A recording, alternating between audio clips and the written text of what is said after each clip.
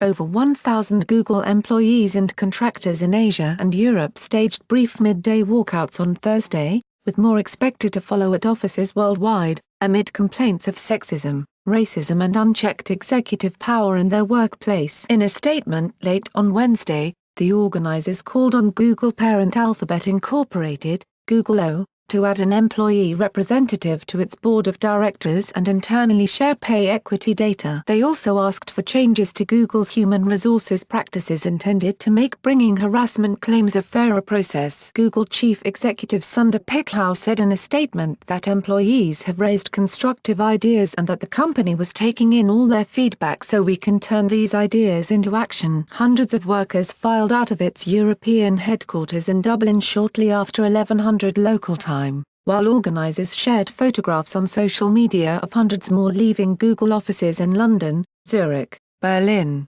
Tokyo and Singapore. I haven't experienced harassment myself, but if even one person has experienced it, it's important for us, for me, to show our solidarity, said Kate, one of the workers who organized the walkout in Dublin, where Google employs 7,000 people, its largest facility outside the United States. She declined to give her surname. Irish employees left a note on their desk that read, "I'm not at my desk because I'm walking out with other Googlers and contractors to protest sexual harassment, misconduct, lack of transparency, and a workplace culture that's not working for everyone." National broadcaster RTE reported the dissatisfaction among Alphabet's 94,000 employees and tens of thousands more contractors has not noticeably affected company shares. But employees expect Alphabet to face recruiting and retention challenges if their concerns go unaddressed. The demonstrations follow a New York Times report last week that said Google in 2014 gave a $90 million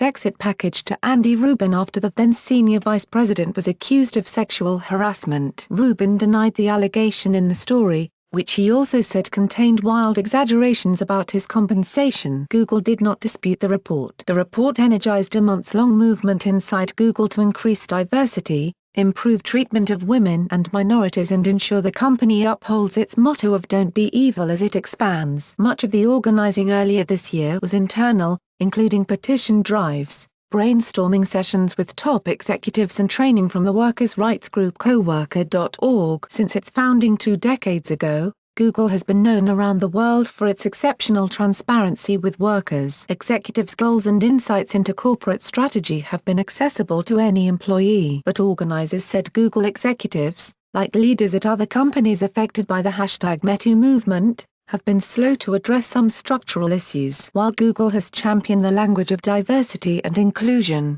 substantive actions to address systemic racism, increase equity, and stop sexual harassment have been few and far between, organizers stated. They said Google must publicly report its sexual harassment statistics and end forced arbitration in harassment cases. In addition, they asked that the chief diversity officer be able to directly advise the board.